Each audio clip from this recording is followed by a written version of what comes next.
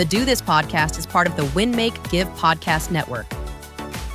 In this episode, Bob Stewart and Chad Hyams have a conversation with Zach Hill from the Hill team at Keller Williams West Seattle. They discover how Zach and his team harness grit and tenacity to thrive in a challenging real estate market. They discuss the importance of hard work, the 20-mile march concept, and maintaining work-life balance with a spouse and business partner. Zach shares valuable insights on team culture, onboarding processes, and using technology for accountability. This episode is a must-listen for anyone looking to navigate the intricacies of today's real estate landscape. We hope you enjoy this episode of the Do This podcast, presented by Brivity.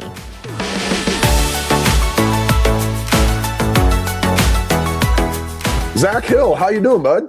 Good. How's it going?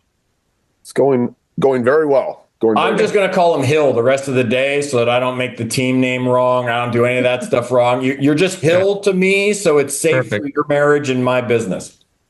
Perfect. Zach, do us a favor. So we're gonna dive in here. We're gonna talk about some things that have been helping you find success in your real estate business here in the Seattle area, and we're not too far from each other. I used to be able to throw a rock to where you're at. These days, I don't know if I could do it anymore, Zach. But do me a favor.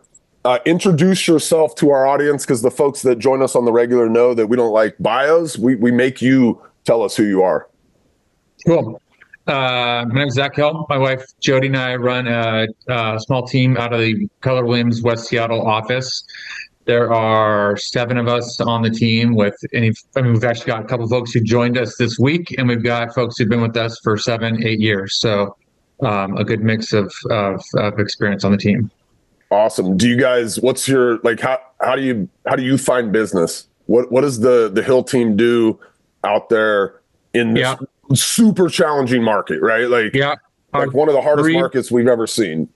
It's the hardest market. Well, I've been an agent for 21 years, so I was around in 2008. That market was probably harder, but I had no idea what I was doing. I mean, this market is very, very hard, but there's still opportunity out there. So our 3 main focuses for lead gen: sphere of influence, for sure. We have a big focus on that. We built our business on open houses, really, and we have double and triple and probably quadrupled down this year on open houses. And then we've got a database of 13,000 folks. And so we've done, a lot of those are internet leads we generated over the years, but there's some, open house and past clients in there as well. And we have a really good system for staying in touch with those, dialing those folks as well. Okay, so we did open houses just recently with Mom. So can we take that one off the plate as we talk with Zach today? Gang, you can probably find that recording if you want to get into some open house stuff. The thing you've said, and Bob, I know you probably will go left and I'm going to go right, and because we both always hear different things out of that. The thing I heard from what you just said, Zach, 2008 and right now, like you were around in 2 of the worst markets we've had in the, I don't know, a really long time. How do you survive? Like, what is it that helps you and your team survive through the crap? Yeah, it's a combination of hard work and purposeful work. So I'm not somebody who brags about like how many hours I work. I'm more likely to be, I'm aiming to win the work-life balance game, but I've worked harder in the last year than ever before. And I think that's true for just about everybody on our team as well. So, I mean, we have really, really worked hard this year. Real quick, throwing that phrase out, what does that mean? Work hard. I want to dig into that. Work hard, but what does that mean? So it's, prior to this year, I wasn't really in production anymore. And I got back into production. I decided a couple of agents on our team decided to really hit open houses hard starting in March and April. And I decided that in order to help lead them, I had to be doing it right alongside them. So I did in April, I did 30 open houses in 30 days. And I bet on my highest year before this, I bet I did 40 to 45 open houses. And that crushed me. Years ago, I couldn't believe it just seemed like this unattainable goal to do 40 open houses. You mean in a year? In a year. And you did 30 in 30 days. In a month, yeah. And I've done I just last weekend hosted my 75th of the year, and I'm in third place on our team by a long ways. So when I say we're working hard, like, I mean, the standard on our team right now for full-time agents is 4 open houses a week. So we've got, and that became the standard mid-year. I mean, we've got between 4 of us, we've done over 350 open houses, and that's one person who didn't even have a license 90 days ago. So that gives you a sense of the scale. It's metrics for open houses that were unimaginable to me even 1 year ago. We've delivered on. Can you talk me through the mindset of sitting down back in March, let's say, and in your head you're like, 75 open houses, like that was a year, right? Like I never want to do that again. But now you're committing to saying I'm gonna do 30 open houses in 30 days. Like that's gritty, is But like take me through the mindset of like even believing that was possible or thinking that wasn't going to ruin your life. Yeah, so I didn't just wake up one day and decide I'm going to do 75 open houses this year, and our agents didn't decide they were going to do 100. I'll tell you, when the idea of doing 30 open houses in 30 days came up, I was just like, that sounded absurd to me. But one of our agents, we were delivered a challenge to do 30 in 30 days. And I literally like rolled my eyes and it just seemed like a crazy idea.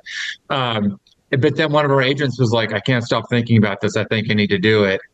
And I couldn't be the one who got in the way of her doing that. And then I decided if she was committing to it, like, how could I like claim to be the leader if I couldn't do that myself? So, but literally all I committed to was 30 in 30 days. There was nothing beyond that. I was doing a 30-day leadership exercise, and I got a boatload of business from it though. Cause I really decided, like, if I'm showing up, like my intention is to prove this is possible, but prove that like the outcome is there and that I can hopefully change the trajectory of my business and our business and our agent's business forever if this goes right. So I really showed up with those open houses like I was going to like damn near tackle somebody on the way out the door if that's what it took, which meant I had a lot of awkward conversations, but I got a boatload of business out of it. So that's why I think that's important. Here's why I think that's important, Zach, because, and I don't know the skill level of that agent on your team that had said, hey, I want to do this,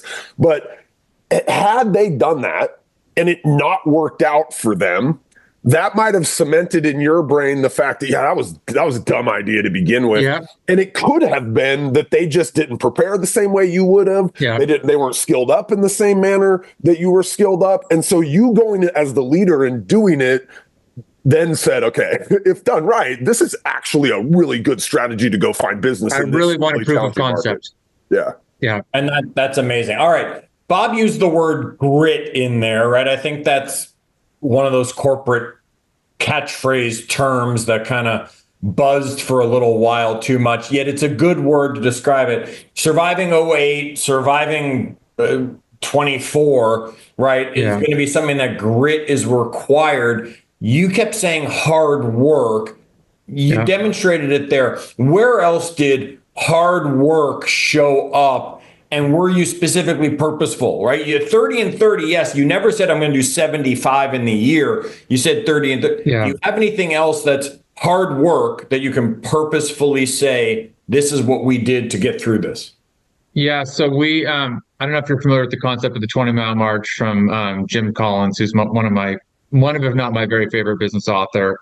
And the concept of the 20-mile march is that if you're able to like march 20 miles every day instead of marching 5 miles one day and 100 miles the next and then resting because you're tired, like we decided we wanted to go 20 miles every single day.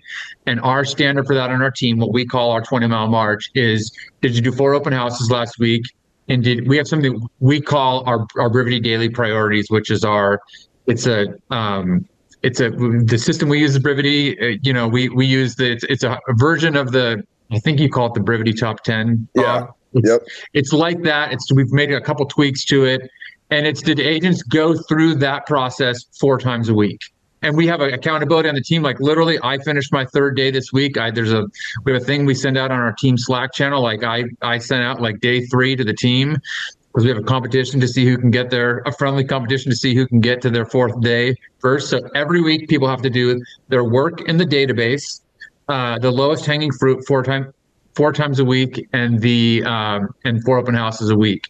So we're hitting open houses super hard, but we're also trying to find all the opportunity we can in the database every single week. And we have accountability around it every single week on the team. So Zach, I've visited your operation and I've sat in. You've been in this chair that I'm sitting in right now. You've sat okay. Burn it. One of the things that I've visited a lot of teams. I've met with one of the things that sticks out about that day that I sat with you guys in your office there was like the camaraderie amongst your team. And I hear you say friendly competition and people. There's a lot of smack talk on the Hill team. Yeah, but it was like this fun environment. If I remember right, really you guys sang a song or something to get started. We sang a song. We have a gong. We bang. I just had an agent who made her first call, like in group lead gen in front of the team, and we banged. It was a great call. She did a good job. And we banged the gong for her when it was done. So yes, there is. Our culture is super, super important to us.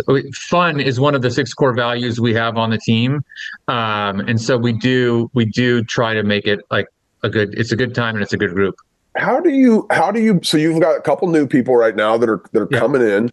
How do you kind of integrate those new people into, because you have agents that have been with you 6-7 years who know the models, they're bought in. Like, how does that work as you're now bringing new people into this, very cultivated culture?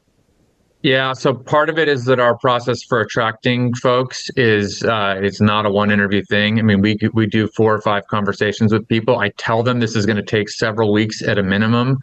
I tell them. How many of them give up at that point, Zach? How many of them say, I don't want to go through that? Most people, most of the people that I have an initial phone conversation with we don't have a second meeting. But I do it's a phone conversation, and then it's a Zoom, and the third one is in person, and the fourth is they meet the team. So I bring them in, they shadow a team meeting, they shadow a lead gen session, just because first of all, I want them to see the work we do, because I hope if it's going to scare somebody away, I want to scare them away before they join the team, not after they join the team. I've had agents who came and shadowed a lead gen with us, and they had a fun time, and they told me, I actually don't want to be a real estate agent anymore. We scared them out of the industry, which wasn't my intention. But the fact of the matter is, if they joined us, we were going to scare them out of the industry. And so I'd way rather learn that up front. It's way less painful before the fact. So we literally have them meet the team, because if they're not going to fit with us, for their sake and ours, I'd rather learn that beforehand. So if they join us, they know what they're getting into. And because we're probably not for everybody, I think it's a really good group of people, but not everybody is going to get us. Not everybody's into a culture of competition and smack talk, and it's a friendly smack talk, but it's they'll self-select out before we get to the end of the process. Is it you throw them right into the fire? Let's go. These are your 4 days. You're doing this every day, or are you slow? We don't. So we do open houses before we do calling into the database. So the first, they're talking to their sphere. They're introducing themselves as an agent. That's the first thing they do. The second thing we do is we train them on open houses, and they get into that. And the third thing they do is they call into the database. But by the time they're calling into the database, they've sat with us for quite a while and heard everybody else making those calls. So they're not, and they've been trained heavily, and we practice scripts and stuff like that. So they have some familiarity with it before they get into it. Bob, can I go to left field? Yeah. Okay. So before we hit go on this call, and in an email that was sent out earlier, it was made clear this is the Hill team, right? Yes. Not you. And the clarity on that was you wanted to stay married. Yes, because Jody Hill is half of the Hill team, and somebody called us the Zach Hill team, which is that's not going to fly with Mrs. Hill. Okay. You also mentioned good job not talking about that, though. You mentioned the word work-life balance earlier, which a horrible phrase, right? Again, it's horrible, folks. It doesn't happen. There is no such thing as work-life balance. That's a separate conversation. We've covered that on the podcast and will again. I want to know, though, you're both in business, you're partnered. We're going to have a lot of rainmakers who are either working with their spouse, or as the market got as crazy as it is in the sense of hard work being needed, it became harder to necessarily have that counterbalanced life. Give me a tip or two. How do you make it work when it's hard work in a down market and your partner is actually your spouse? Yeah. For us, it's a lot of divide and conquer. That's just what works for us, because we both have strong personalities. I mean, we both want the other person to be happy too, right? So, but this isn't where like this. If the part of the reason I corrected, like, please don't call us the Zach Hill team, is that she'd be super pissed if I, if we, and I wouldn't want it to be the Jody Hill team either, right? We're the Hill team. But for us, divide and conquer works. So she's the listing manager on our team. She's the one who handles most of the listings. She handles the majority of our sphere of business. I am responsible for finding new agents for our team and helping train and coach them up. We own different parts of the business. We've decided that like we each have veto power over anything. Like I'm not gonna go rogue on something that she doesn't approve of. But she's also gonna give me, I get the benefit of the doubt if it's something that, managing an agent or something like that. And believe me, I'm not gonna tell her how to go manage a listing. No good husband would. Yeah. So part of it for us is dividing her. And so, I mean, oftentimes, like if I'm in the office, she'll work from home, and if she's in the office, I'll work from home. Interesting. Yeah, we want to get to the end of the day, and I want to be able to ask her, "How was your day?" and not know the answer to that question. Yeah. How at 8 o'clock at night do you not sit there stressing over such and such on the team or this deal that's falling apart? How do you actually make the marriage? And I know this isn't necessarily everything that calls on. I think to me, it's extremely interesting. How do you still make the marriage work even when the team is suffering or having challenges? It works in part because there's times where we just decide like, let's not talk about work anymore. And we have different boundaries for that. And so you kind of have to respect the one who doesn't want to talk about work. Like if you don't want to talk about work, we don't talk about work.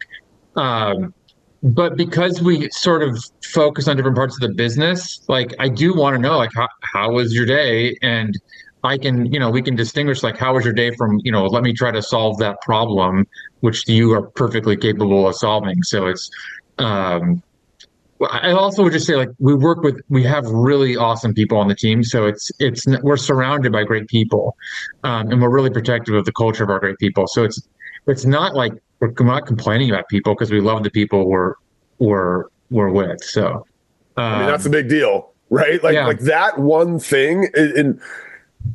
There's got to be somebody on here, if we have some team leaders that are listening that have like had that time where it's like, I got to come home and I want to complain about that one agent on the team that just never shows up and does the work. But I think when you take that piece out of it, the drama of running a real estate team, if you don't have a bunch of drama, then talking about work at home is probably not as stressful as it might be, Zach, if you had that drama. Have you had that drama over the years?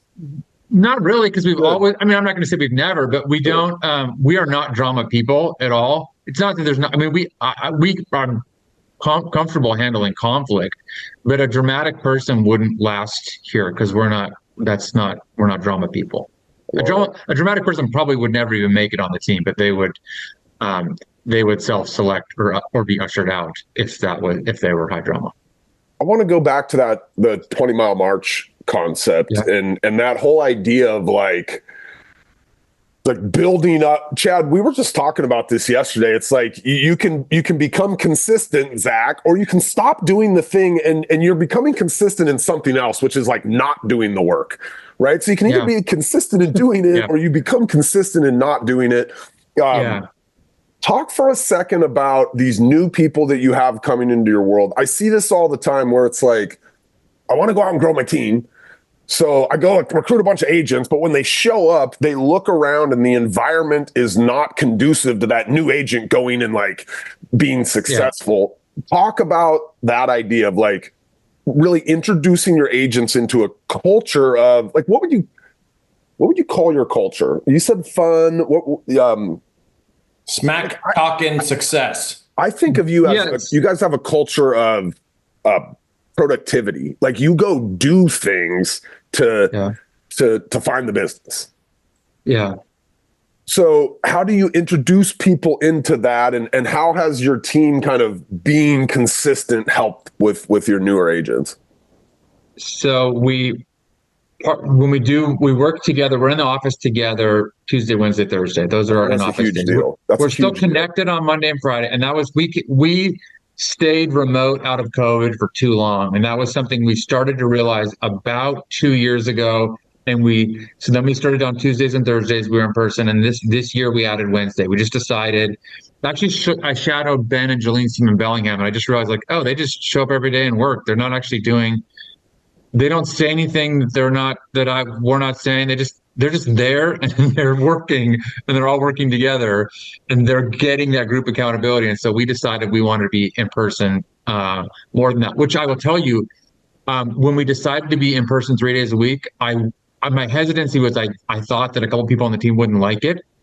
And I was right, because they left after we did that. But I realized, like, they were great people. It wasn't their thing anymore. And so we knew that we were going to potentially chase a few folks away. But now, so we're here. I work out in the bullpen with the team every day. So I'm doing my lead gen right alongside them. We've got a couple of people with some experience. So the new folks come in, and I mean, they see the environment that one or two other agents and they see what the lead gen looks like, and they don't really have the choice. If somebody's never talking because they're never dialing the phone, like, that's me pretty clear. I also I'll check to, see what their call numbers are. And, sometimes I have to have a conversation and say, hey, like, you committed to doing 100 calls last week and you did 2. Like, can we talk about that? And, but mostly, honestly, like, the environment sets the standard, and then I have to be part of that environment. See, that's to me, that is the secret sauce, right? It's because you could have brought these people in and said, here's the standard. We make 100 calls, we do this. But 2 weeks later, if they look around and they're like, that guy told me this is what they do, I don't see anybody else doing this. Like, yeah, I think it's almost impossible to hold a standard if they can't look around and like physically see that standard playing out in front of their eyes. Yeah. I decided it was probably a year and a half ago that I had to get back into doing lead gen, and I had to do it with them because honestly, we were struggling to uphold the standard. And I realized that that was on me to make sure that we had that right environment. And I couldn't, if we were struggling to get that done, to be making dials and making enough of them, if that wasn't happening in my absence, I had to be doing it myself, which wasn't my favorite decision to ever make, but I just realized, like, that was what was needed at the time. And I mean, different seasons call for different things, right? 100%. This is a really hard season in real estate. Yep. I didn't get to decide what 2023 and 2024 were going to look like, but we did get to choose how we're going to react to it. Oh, it's so good. You guys, everybody write that down. Like, I didn't get to decide what the market was going to do, but I got to decide how to react to it. Oh my goodness. If I talk to the agents on your team, Zach, would they all know this? Like, would they be able to recite off the standards without question? Are they posted on the wall? Oh, they know what I mean, the clear standard is the 20-mile march, and I'll guarantee you that they know, because they have to report it.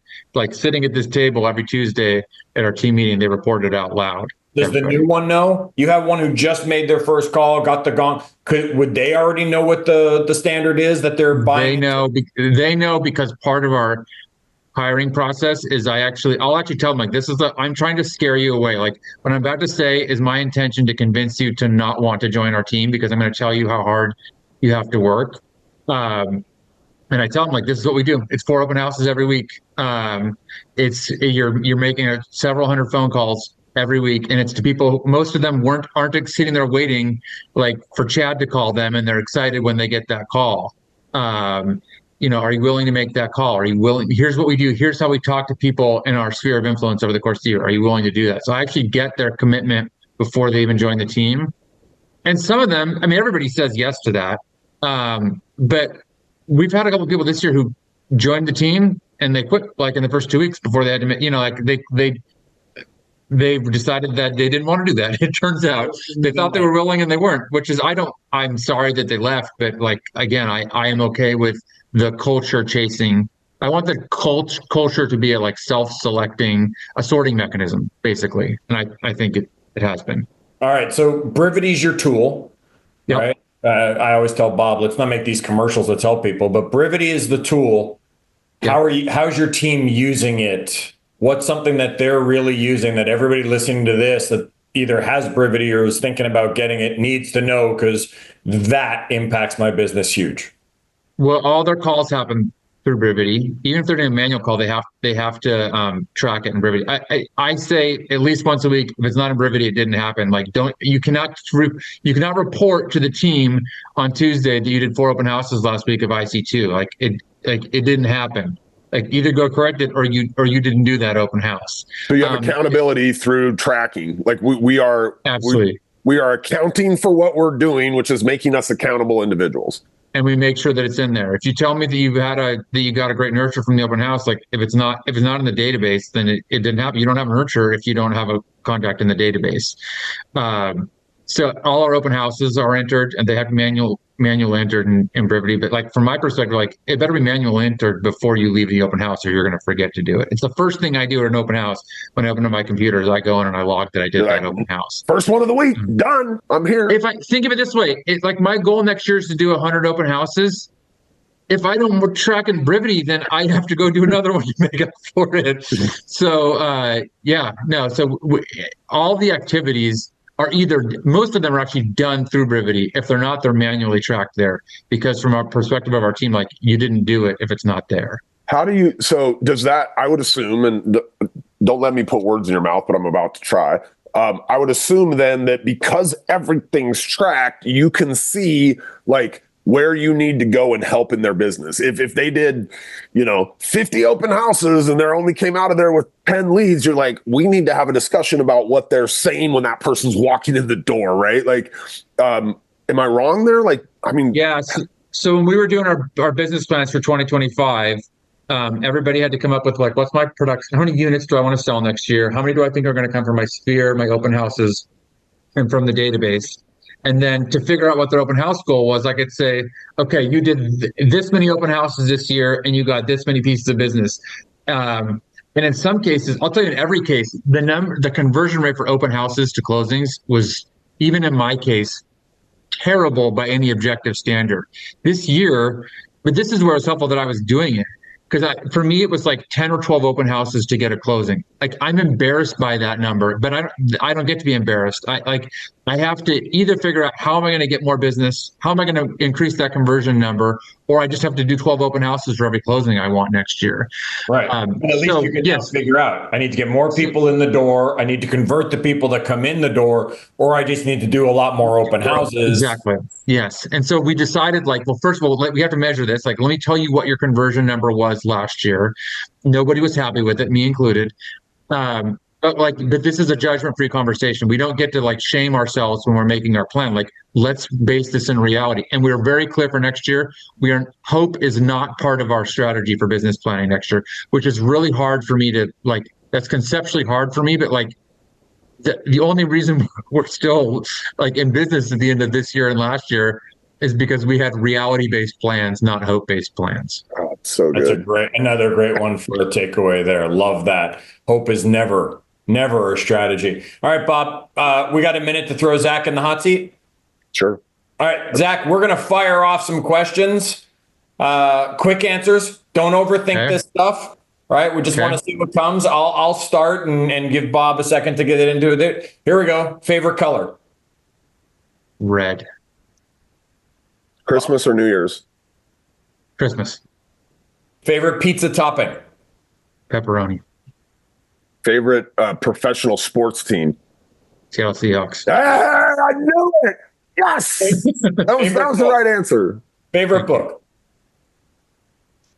Honestly, anything but Jim Collins. Favorite feature? Or Michael Lewis. I would say I love Michael Lewis too. He's amazing. Right. Favorite Brivity feature? The tracking stuff, I think. The reporting, the tracking. I love it. Yeah. I love it. I mean, you got to know your numbers. We just throw you out for some quick questions and then put you on the spot for that one. That was just buttering me up. That was all about the Brivity question. You got me on the defensive. Your bunch of easy ones and then a little curveball right at the end. That's it. Zach, we appreciate you taking the time, joining us, sharing with everybody. Folks, grit is a term, okay? And you're never going to be able to prove you have it. Zach just proved that his team is built with grit by showing you how they demonstrate grit showing up in their office. Don't just tell me you have it. Don't just tell me you work hard. Be ready to tell me what hard work looks like to you to be able to prove that grit is a reality.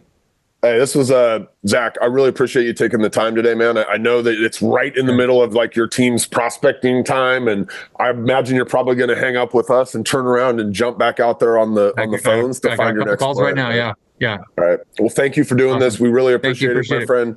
We'll talk to you soon. All right. Thank you. All right, everybody. Have a great week. We'll chat. I'll see you next week.